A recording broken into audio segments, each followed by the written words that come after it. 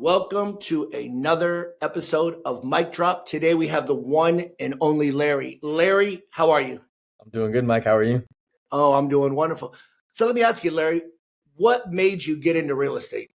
Well, I knew I wanted bigger and better things. I think I went the traditional route of I went to college, got a corporate job, $80,000 right out of college, worked like 3, 4 hours a day, fully remote. But like, I just knew like I wanted more. I didn't want a ceiling on me. I wanted my income to be directly correlated to my inputs, to what I put in every day.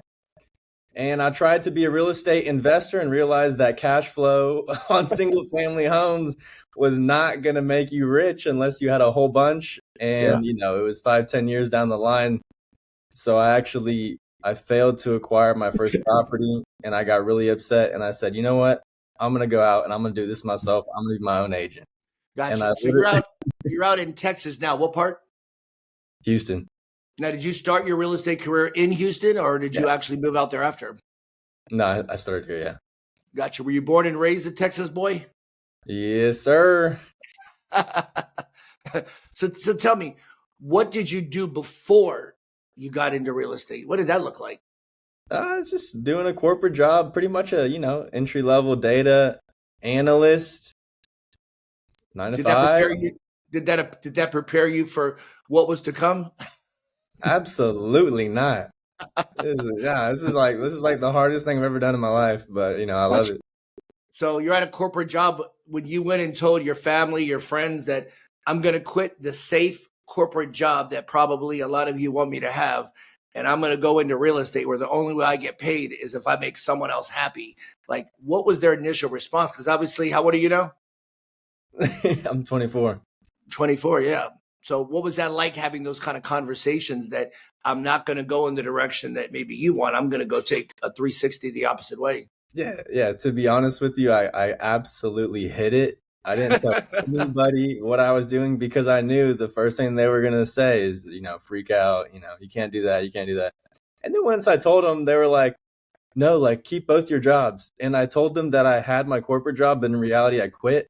Right. So I kind of hit it for a little bit, but everyone was scared for me. The market's bad. You can't do it. The economy, the election. I'm like, I don't care. Like, I'm going to make it happen. And that's what I did. Yeah. It's funny. I remember when I decided that I was going to go from, I was a restaurant consultant to go into real estate. And I remember telling my dad, and I remember my dad literally coming over and telling me every reason why I should not do it, every reason why I would fail, every reason I was making more than he was, and every reason why I should stay. And I remember after he got done saying, like, that even made me want to do it more. You know what I mean? And it's kind of funny how, life turns out. Because I think for a lot of people, when you're in a job, I think a lot of people forget in life, you're always in two jobs. You're in the life and the job that you have. And then you have the life and the job that you want. And I think so many people get stuck staying in the first life that they don't want, that they never take the leap of faith and actually go chase what they want. So what was that like, quitting the corporate job and going into 100% commission, at least mentally? I was so scared, but I knew I was going to figure it out. I was super stressed, but I saved up like 30,000, and that held me over because I didn't make income for the next 6 months. So gotcha. Yeah. So what company did you start off with? Keller Williams, and I'm still there now. Yeah. Okay. Were you actually on Renee's team at that? Did you join his team initially? Yeah. So I did it kind of strategically. I'm like, all right, who's number one? I'm going to go join him. And that's what I did out the gates. Yeah. Gotcha. What was your first thought of meeting Renee? Because, obviously he's one of my good friends, one of my longtime mastermind people. Just a great human and an extraordinary agent. What was it like to talk to someone that was already doing it at the top? Because you don't really get, a lot of people don't get the opportunity to come in and actually see what does it really look like. And Renee is one of the few alpha dogs just in the United States that, when you say that's what I want to be, he's certainly one of them. Yeah, I pulled up on him at his open house. It was like $1 million plus open house. And I could just tell by the way he was speaking. I'm like, this, he's like some of the best one out. Like, this dude, like, he's top. He's top. And then you look at what he does, and it's cold call, straight in the morning to as long as possible. So I knew what to expect a little bit.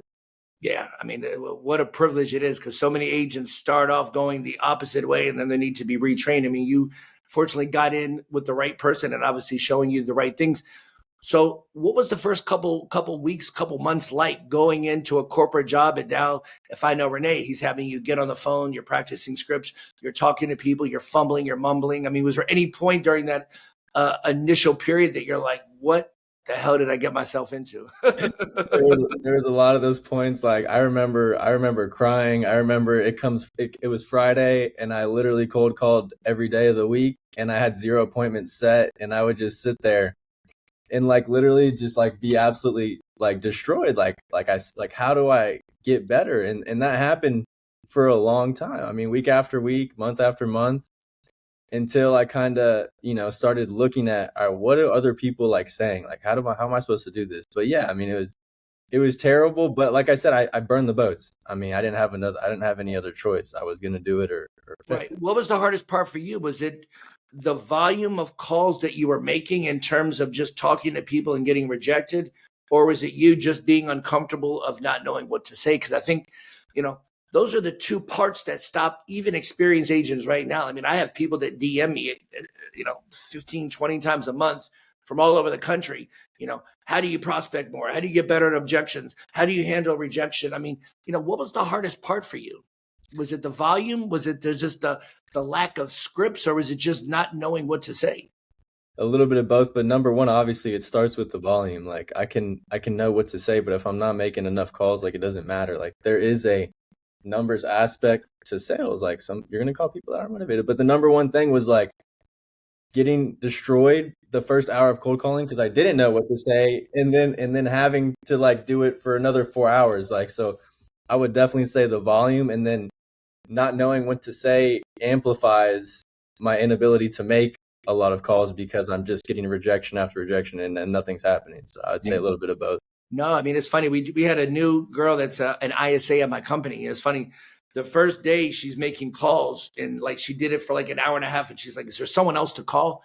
Like, can you give me more training? And it's like what a lot of people don't understand is like the first thing you need to do is you actually need to learn how to calm your nervous system down. Because, when you're talking to someone, your nervous system, when you don't know what to say, it kind of shakes and it's like your mind completely goes blank. So even though you're like reading a script, you really aren't able to listen. How long did it take for you to actually get to the point where like you were able to kind of calm down the nervous part of you and you could just start having conversations? Because I think that's the one thing that a lot of people don't understand is like you only feel like that at the beginning. It's a period that every single human being that I've ever met and trained has had to go through of just getting on the phone and just embodying that suck period. It took me like 3 to 5 months. It took a few months. It really does, yeah. And then you kind of get used to it and you realize like, okay, they're not going to yell at me. Like my life will not be over if someone like hangs up on me. They're not going to punch me through the phone. And then you kind of get used to it and you're like, all right, like let me just get better at what I'm actually saying and actually listening to somebody. Right. So obviously here we are in September of 2025. What year did you get into real estate? I got into real estate last year. Okay. So last year. So I guess when you looked at last year's market, obviously it was a lot easier, more sales. What was that like for you in terms of getting your first sale? It was pretty awesome. So I finally took a listing and then 2 days later it actually went under contract. And I thought like, no way I did it. And then it fell out of contract and it literally didn't sell for the next 4 months. And I had to learn how to get price reduction. So that was my first time learning how to do that. But it was like it's a roller coaster. There's a guy that works for me now. It's like, he's had a couple and everyone just falls out. And then he just put a big one under contract, this last weekend. And it's just like, I think that inability to handle emotions is something that really stops it. When they say that literally, I think, only 10% of real estate agents are here 2 or 3 years later. That's the reason why. I mean, real estate is an emotional sport. You have to really learn how to calm yourself down and never be attached to the outcome. Because I think so many people, they get a listing and they're so excited. I got a listing and then they forget, oh God, I got to sell it. And then they're like, I sold it. I'm so excited. And then they realize, oh God, I got to get through the inspection. And then they're like, it's going to go to closing. And then it falls out.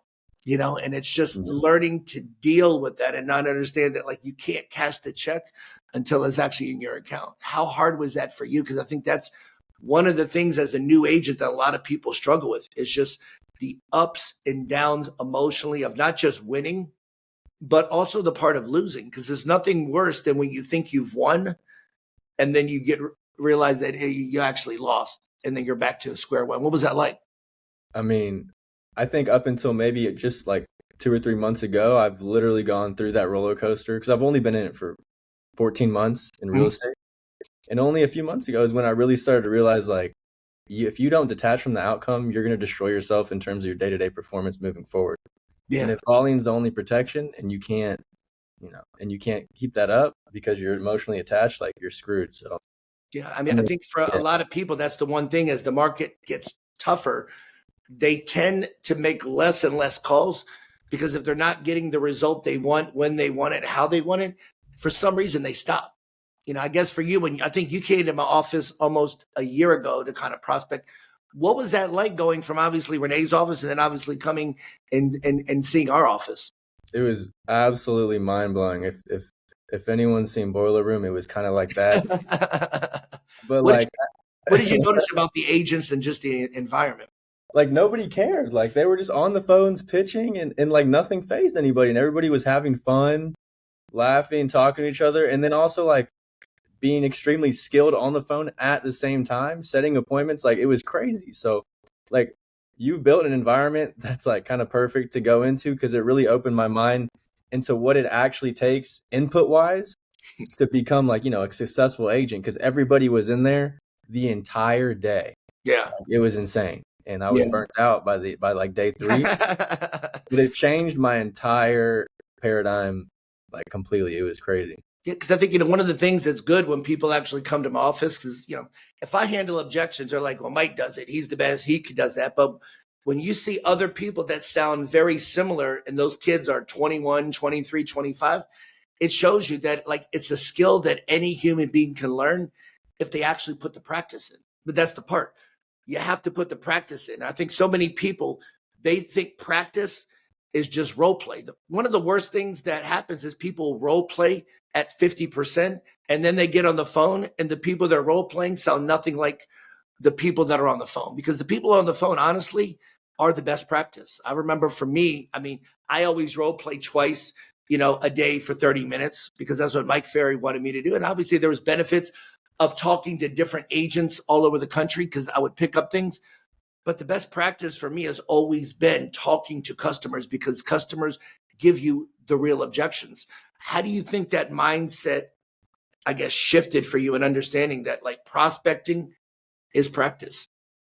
I mean, it helps a lot, because you realize, like, because when you get over the fear of messing up, you can do a lot more on the phone calls, and you can also do a lot more, in terms of volume.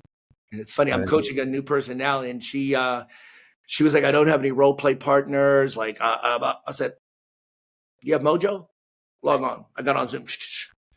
Hit the button. What do you mean? Well, you're going to role play with those people. And it was funny, she was calling expired. And it was just funny, you know what I mean? It's like, that's what your role play partner should be doing. They should be making you get to the point that you don't know what to say. Because, I think for a lot of people, if you struggle with one objection, like, I see so many people when they get to the house and they're like, well, I got to think about it. I'm going with my friend.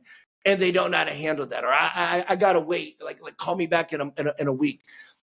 They don't practice that. They'll practice everything but the end. And the truth is, most of you have, if you've been doing it long enough, the base part, but there's a part that you struggle with, and I think for most people, that's what I really work with my team, is start at the place that you have the most problems first, versus going through. It's like, who needs to go through the intro to the expired? Why not just go with, I'm not interested. I'm going back with my agent. Yeah. And the prospects, when you mess up, will tell you what you don't know. And then you can use that to go, like, bring that to your role play partner. You know what I mean? Right. So I guess for you, as you start evolving within your own company and you obviously start sharpening your skills, what is the mindset for you? Just to be one of the agents, or to be the top agent? I want to be the absolute top agent. And I also want to do kind of what you're doing. I mean, I want to be able to coach other people, to bring agents on, to train them up, and to, build a company similar to yours and build something that does a lot of business and is also able to actually teach people how to be a successful listing agent and just agent in general. Because I mean, a lot of the trainings that you can get, at various brokerages, it's kind of, it doesn't do anything. Right. You know Now, what I mean? So obviously, we've been working together now for a couple months now. What do you think has really changed from the time you started to now? Because I mean, I look at you now as like a completely different human. I think every part of your DNA has completely shifted from when we started to now in terms of your ability to handle objections, your ability to push. When you look at yourself just the last 6 months, what do you think has really shifted on your side? Because obviously, as a coach, I obviously see a lot. What do you feel or see? I think what I'm seeing is the compound effect of showing up every single day. Like I put my time in, I put my work in, and I've had enough failure and I had enough wins where like I can see things differently.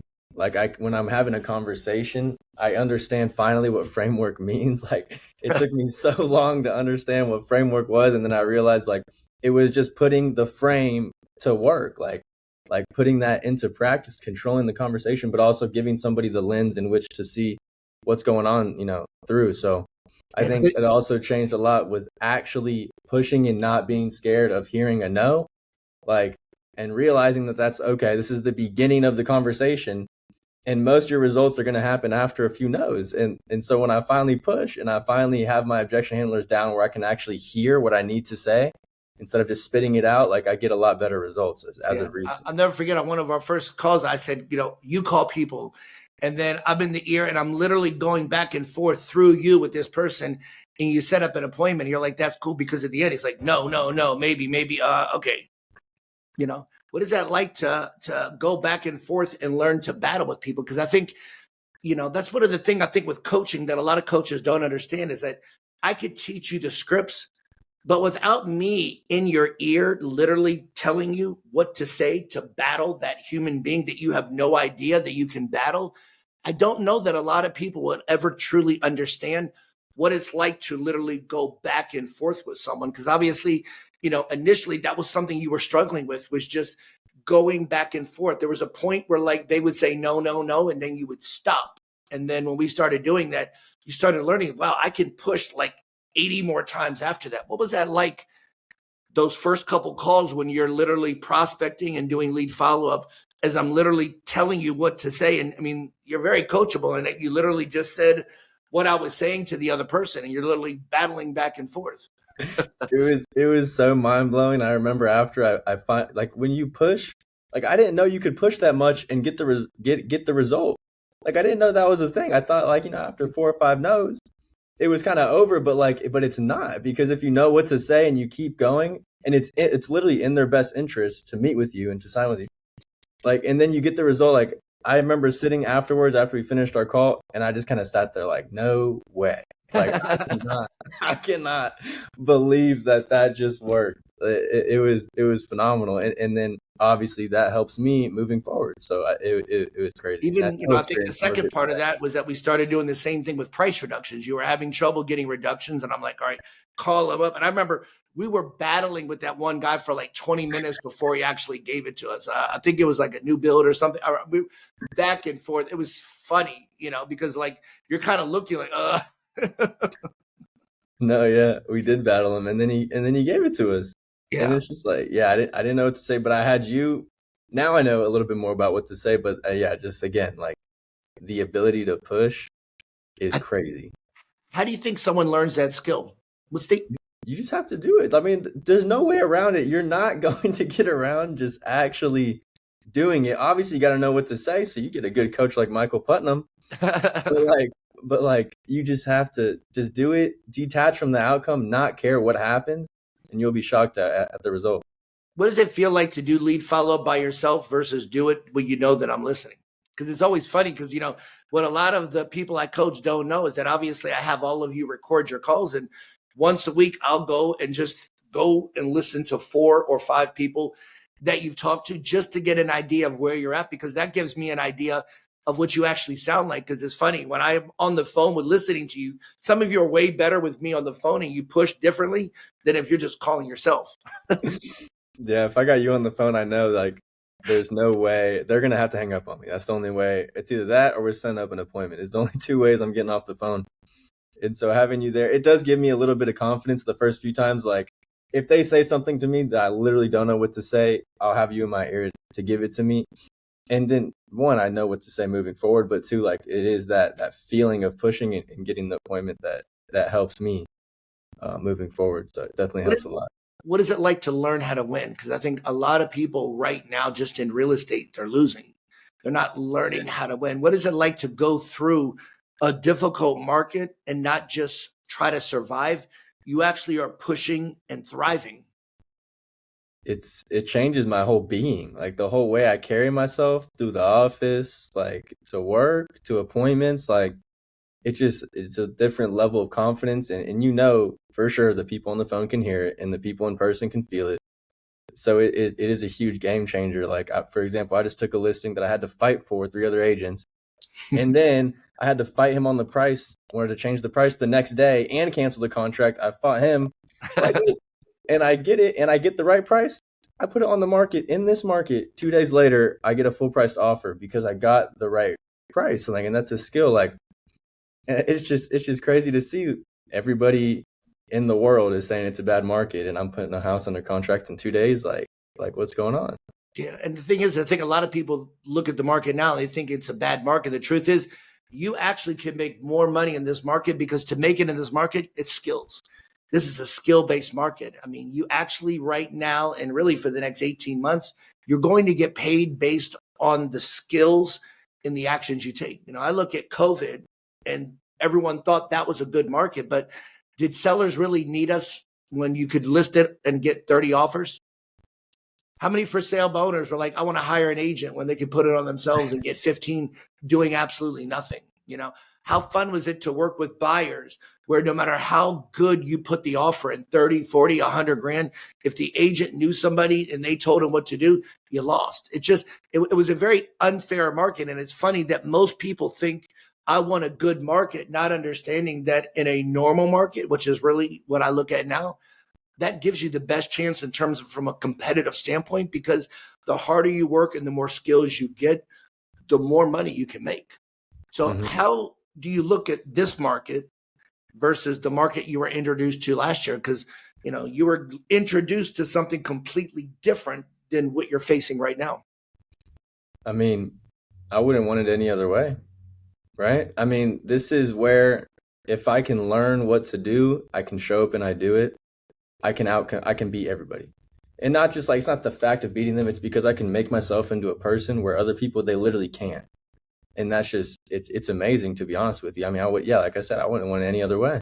Yeah. And that was one of the things for me when I was coming up. You know, people could think it was arrogance, but, you know, I was so confident because I knew how hard I worked. I knew how much I practiced. I knew how much effort I put in. So it's like, to me, no one was going to outwork me. You know what I mean? And like when I didn't get what I want, or I didn't get a listing, or I didn't do something right, like I literally would go back into my house in the laboratory and I would find like 10 new ways to like attack it. So it's like every day when you're working at getting your skills and you're actually doing the work, there's a compound effect, like you said, where you just start to get an aura and a confidence that you believe that no matter what happens in the market, you're going to win.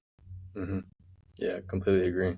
Gotcha. So tell me something. What this year are you on track to do in terms of transactions? I'm pretty sure I'm on track to put up at least 30.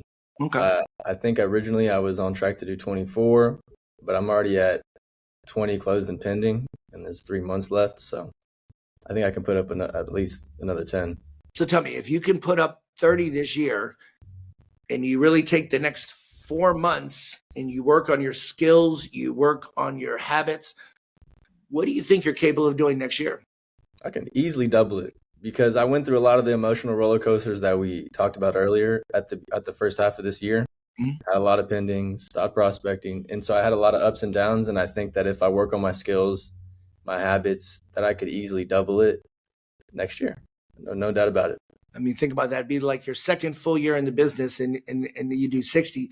Let me ask you something, because I wanted to go back to what you just said. Why do you think agents stop? Because like literally, I saw you do the work. I saw you get the results. And then I would say early, middle summer, I think you just decided to hit pause. Yeah. You get comfortable, you lose the end goal. I feel like you think you accomplished it all, like you think you made it, and you're really not even that good. Like it's because you brute forced your way in, and that's good, but like you can't stop. If you want to stop, like you have to build out other systems and whatnot. Like I don't have the ability to stop right now. It's not a problem. It's just that I haven't gotten to that level yet, and I'll get there. But I think they get comfortable, complacent, and honestly, I was a bit scared at times because once I stopped, to start again. Like I know I watched you kind of go through that. It's like I felt there was a period of like a couple weeks where I feel like you actually forgot that you actually were good at what you do. Because there was like a few months. I just think so many people forget that, like, when you stop all progress, you stop confidence, you stop momentum, and you literally have to rebuild that. Not necessarily from the beginning, but there's a period of a couple weeks to a couple months where you literally have to go back and put the work in just to actually remember that you're actually good at what you do. Yep, 100%. I mean, I think that's the big one. That's probably the biggest killer of my year for not.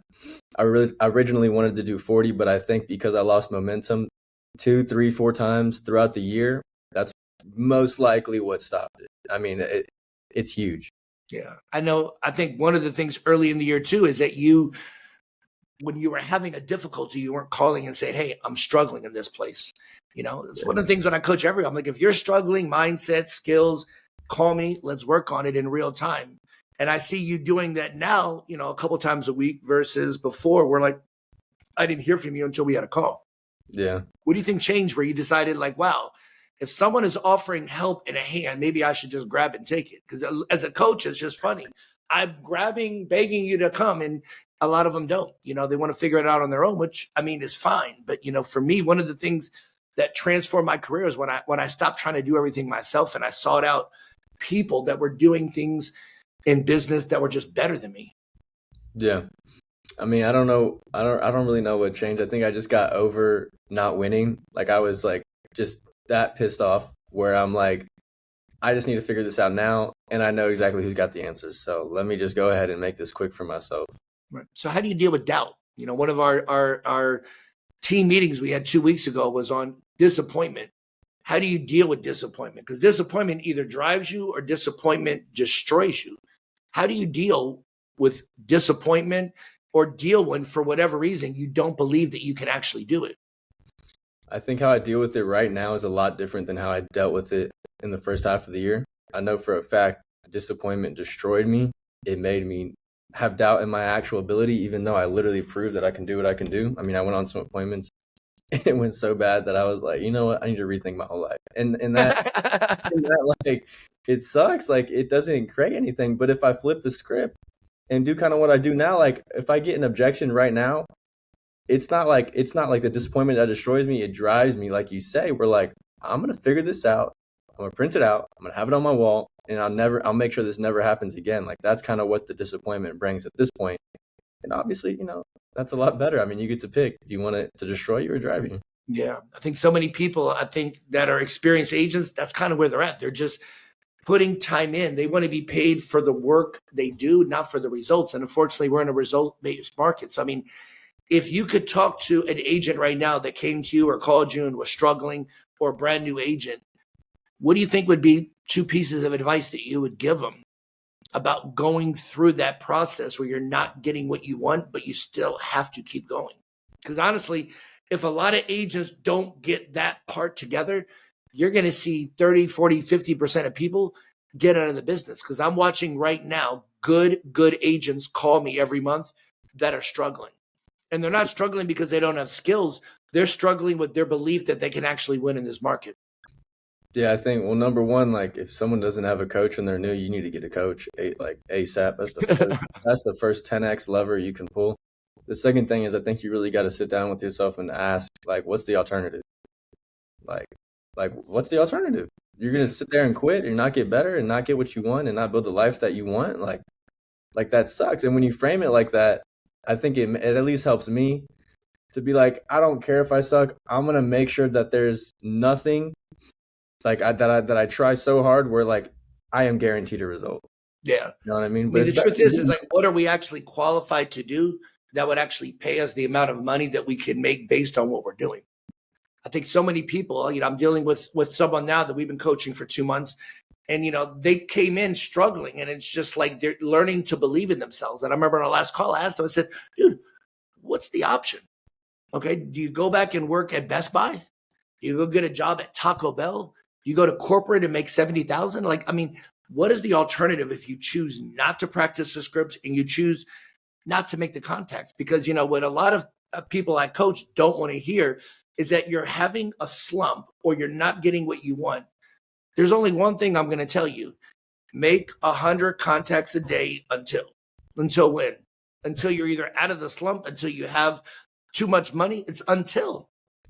I know that, early this year with the one-on-one coaching, we all did 100 contacts a day. And it was funny. Everyone did it for that month. Everyone had amazing results, like more leads, more listings. And then literally the next month, everybody stopped. And the next month there was like a huge dip where you literally, you never thought you could hit 100 contacts a day.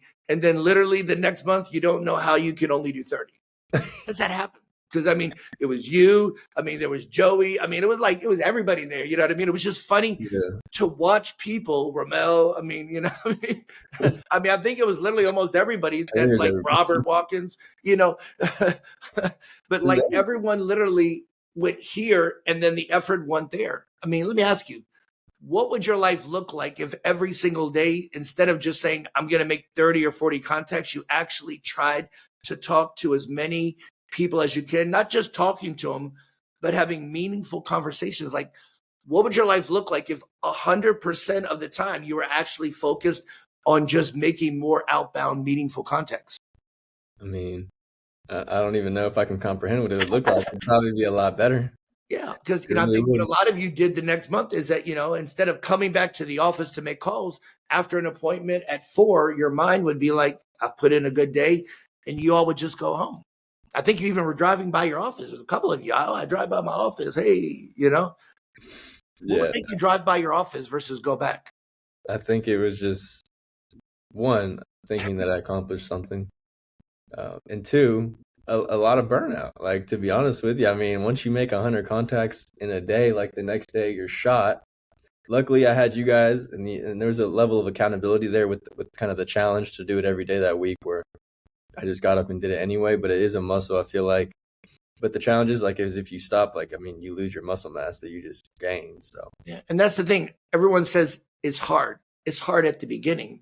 I did that consecutively for a couple years. Consecutively. Can you imagine averaging 100 contacts a day and doing that for a couple of years? Because, I think it was 2015, 16-ish, the market had just changed. I was always very heavily expired, and there was no expireds. There was no for sale by owners. And it's just like, at that time, I didn't really enjoy talking to my past clients. So it's like, if you don't talk to your past clients, you don't have any expireds, you don't have any for sale by owners. I guess I could talk to my wife, but she's shopping. So it's like, that's the opposite. I got to actually work to pay for that. So it's like, who do you call? And that's when I really started to focus. Like, if I have no one else to call, my only job is to talk to as many people as I could. And it was crazy that 1 year really transformed the way I looked at real estate, because I started to realize that volume is the ultimate protection. Because I was at that point where the business started to come down, because if you're all one based with just expireds and you don't diversify, if that one thing dries up, you're in trouble, which is one of the reasons that, in our last call, I was just like, you need to call for sale by owners. You need to call for rent by owners. Obviously you have a lot of expired, so you can still be heavy, but you want to make sure that you also are diversifying, because again, there's other sources right now that are a lot easier. Because again, most people don't like to call for sale by owners because they think that they don't want to sell and they're too tough. But let me ask you, me and you are really good at what we do. Now, we can't sell some of our listings. A listing doesn't sell in 2 weeks. How did me and you feel before we talked to the seller? God, what am I going to say? So what do you think? What do you think of for sale boners thinking when their house has been on the market for 3 or 4 weeks and they have no clue what they're doing? We actually know what we're doing, and when we're looking at the comps, we're like, why isn't it selling? Yeah, no, when you frame it like that, obviously, I can see why it's a lot easier and why I should definitely be attacking that lead source. So because of our last call, I'm going to be hitting it this week, and luckily, I'm not as scared as rejection at this point in my career, so I really don't care if I mess it up. So I'm excited to tap into that. So what do you think is the one objection that you still kind of struggle with or is difficult for you? Yeah, it's funny you asked. I was talking about 2 objections today, and I think the main one, even though I don't even like get it a lot, is like I already have an agent. Okay. But it's more like it's not, but like how to keep them on the line at the same time. Because most of the time it's like I have an agent, click, and it's just like, you know. And so when I hear that, I get a little scared. No, I understand. Do you hear that more with expireds or with cold calls? Expireds, and if it's a cold call, like they haven't been hit enough to the point where I can take it down. I'm like, you know what I mean. But on the expired, I think is where I get a little, what do I say? Okay. Well, I mean, why don't we just do a little bit of role play? You get to be the seller, you know, you will be an expired. I want you to tell me that you already have an agent and we'll do a little role play here. Yeah, no, I appreciate you, but I already have an agent. I can appreciate that. I guess, are you wanting to go back with that agent because out of 10,000 agents in Texas, you feel they can get you the best job based on the results they're giving you? Or is it because of the convenience and probably a little bit of loyalty? Nah, yeah, we use them a lot. I think they're going to do a good job. We're actually going to put it back on the market tomorrow. So if you have a buyer, you can bring them. Okay. I mean, I guess for you at this point, are you looking for one buyer or are you looking for the highest price? Yeah, I mean, if you have any questions, just refer to my agent. Okay, well, let me ask you something. What do you think your agent can do different that they haven't already tried? Because, you know, if you've used them in the past, one of the things that I know is that they've done everything they humanly can possibly do to get your home sold. Because of the relationship, would you agree that they've done everything they can to sell your house? Yeah. I mean, Yeah. And right. let me ask you something. Do you really honestly believe at this point, after being on the market for 5 months, that they care more about what's in it for them or more what's in it for you? Well, I mean, hopefully it's me. Yeah, I mean, let me ask you, if you were doing something for a friend, I mean, would you honestly care what you're getting or would you want to make sure that your friend is taken care of? My friend's taken care of, but like the market's bad, you know, it's not their fault. They, you know, we have a good, you know, rapport. So Well, I think that I don't know that the market's bad. I think that things that the agents do is bad. And what I mean by that is a lot of agents right now have not understood because they don't sell enough that the last 5 years, 9 out of 10 houses sold. Right now, only 5 out of 10 houses are selling. So we know as an agent right now, if me and you decided to work together later today, which I think we will, is that right now we have 2 ways to get your home sold. Number one is that we need to spend twice as much on marketing to get twice as many people in the same period of time. Because understand, when 5 out of 10 houses sell, to sell, you need twice as many people. The only other way we can do it is it's going to take 2 to 3 times as long. And let me ask you something. Since you've been on the market, have you seen people increase the price of their property and sell? Or are you watching people around you reduce their price and sell? yeah, seeing people decrease. Right. So my only concern for you is that if for whatever reason the same thing happens the second time that happened the first, with people reducing the price, what's happening to the true value of your house? I mean, I don't know. Let me ask you an honest question. If me and you decided to get together in an hour and I showed you a totally different way to sell it, you hired me, and let's say in 2 weeks, I got you an offer, and let's say it closed end of September. Do you really think that your agent would honestly be mad that after 6 months, 5 of those months with them, that you finally got your home sold? I mean, I don't think so, no.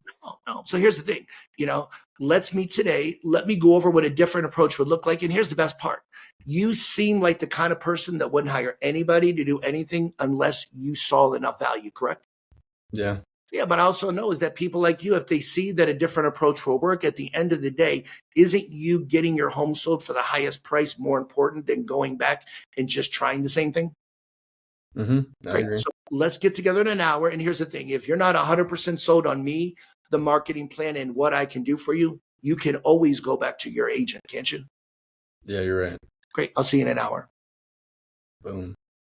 And, those are the kind of things that you really have to work on. I put a lot of stuff on there because those are a lot of the different things that you have to do. I think so many sellers don't understand that literally if 5 out of 10 houses are selling, it means we need twice as many people, which means you spend twice as much on marketing or you stay on the market twice as long. And that's the thing.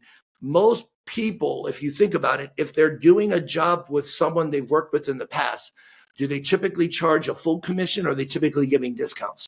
You're probably at a discount. Yeah. Just like, the other day, we were talking to someone that we're going to get a listing, and it's like they were going with their family member. And it's like, look, one of the biggest problems with going with family member is they give you all the commission back. Let me ask you something. If in this market, 5 out of 10 houses are selling and we need twice the inventory, and the fastest way to sell it is to spend twice as much on marketing, how much marketing can they do when they're not charging you anything? Well, that's a good question, Mike. Good point. Yeah. So the only alternative is they can list the property, and then it's going to take 2 to 3 times as long. Let me ask you something. You've already been on the market for 2 or 3 months. Potentially, is the lack of marketing and the lack of people knowing about your property and the lack of showings one of the reasons it hasn't sold? I would say so. Yeah. So, let me ask you, if increasing the commission not only got it sold, but it saved you from further price reductions, potentially, wouldn't that be a better option? Yeah, I'd look at it. Great. So why don't we meet today? Those are the beautiful things in this market of just learning that we're in a different market in the way that you talk to people today of saying, we're going to get 10 offers. We're going to sell it in 2 days. Like, you can't do that because, in real estate, you want to make sure that you underpromise and then you over deliver. I think that's one of the things as a whole with my own company. When we went through the summer, my team was actually over promising and we were under delivering. They were still telling people, hey, we're going to get you 10 offers. We're going to sell your house in a week. And then it's like 3 weeks and we're asking them for a $20,000 reduction. Mm-hmm. How have you had to change your way of talking? Because again, talking about multiple offers versus talking about what actually is going to get it sold is a completely different way of talking. Yeah, the language is completely different. And I think, to me, I love it because now I'm saying stuff that they've never heard before. Well, I can stand out so easy.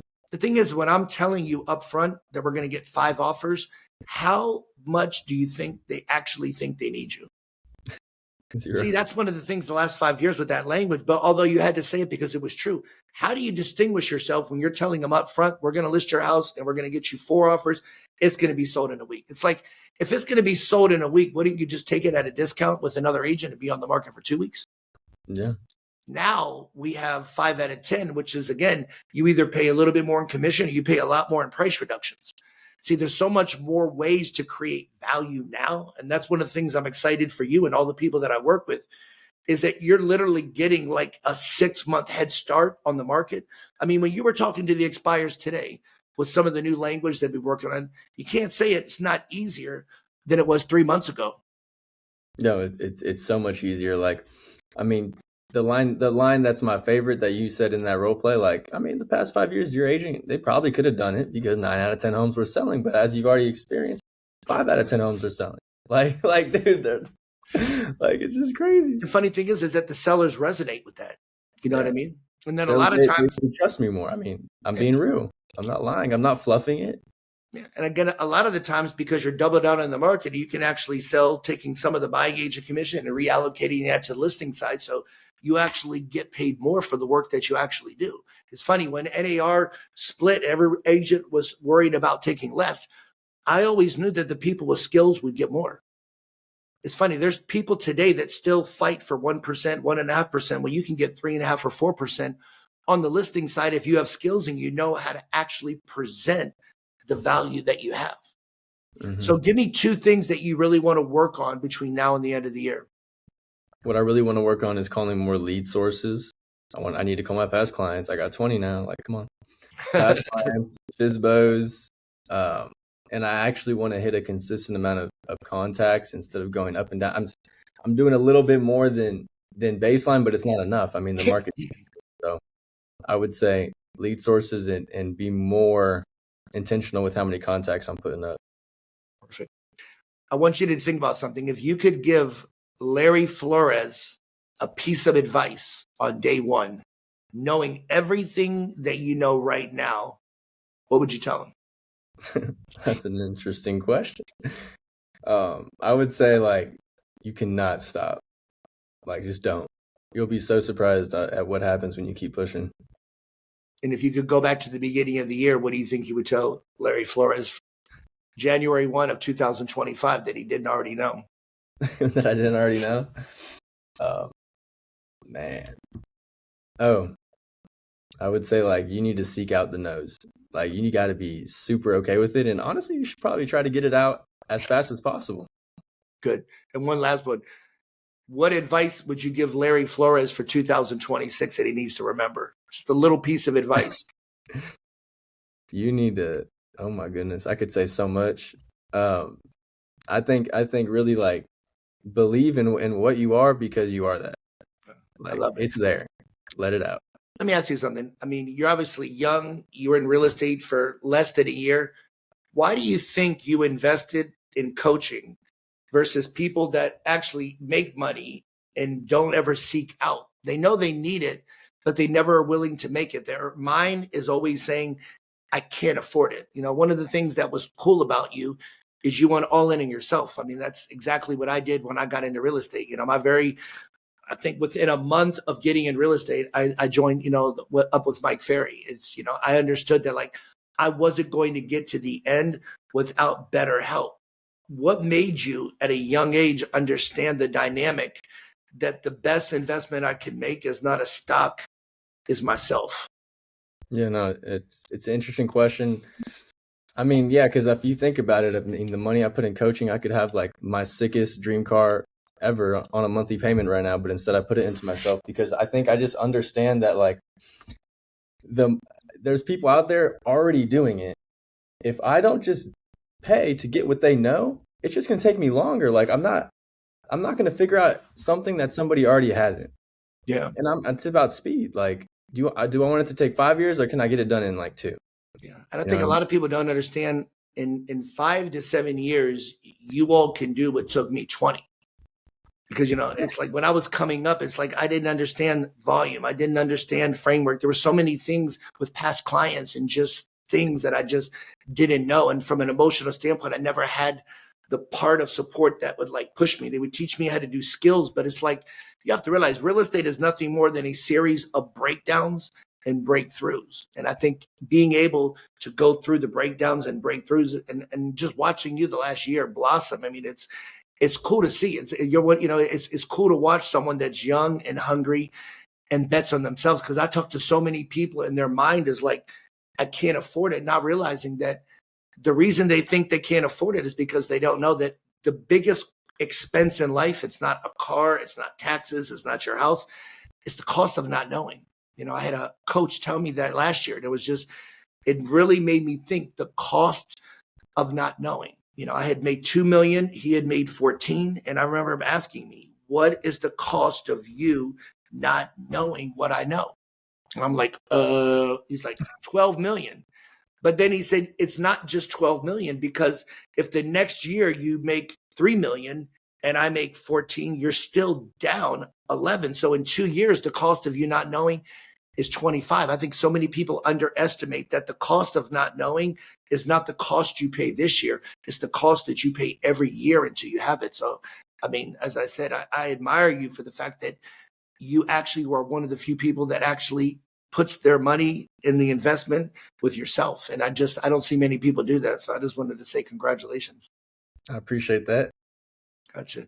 Well, I appreciate it. We're going to have you back on next year. If someone had any questions, they wanted to role play with you, they wanted to know how to be a better agent, or had any referrals in Texas, how can they get a hold of you? You can text my direct line, 281-979-4402, or follow me on Instagram, Larry M. Flores. Great. Well, Larry, it was great to have you. I can't wait to have you back next year, and I'm excited to watch you grow. I appreciate you, Mike. Thank you for everything. Thanks.